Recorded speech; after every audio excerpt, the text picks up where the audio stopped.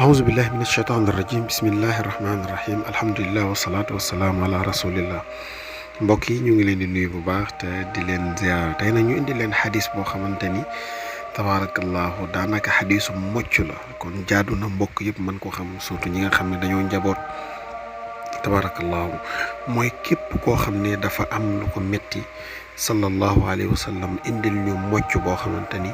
ku ko def rek yëf yi dana sedd. ñaari xadis la nag bi ci njëkk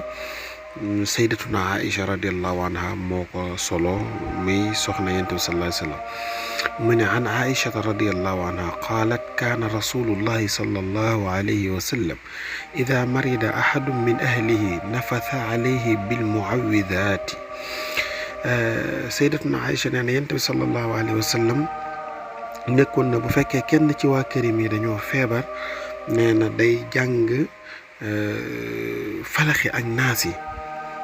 ak naasi lay jàng daal di koy ëf ci cër ba nga xam ni moom mooy metti tabarakallahu. kon gis ngeen ni lu am solo la moo tax am na beneen ñu wax ni falaxi ak naasi médicament la ci bépp feebar lu dul dee.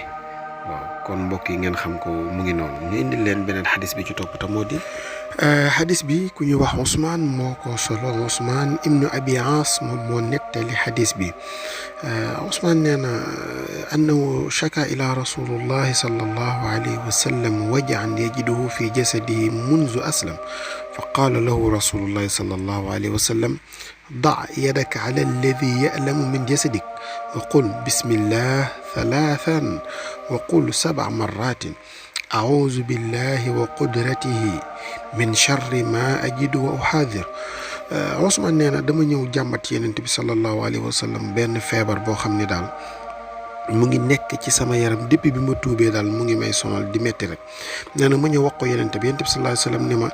tegal sa loxo ci fiy metti ci sa yaram nga wax ñetti yoon bismillah bismillah bismillah nga wax ñetti yoon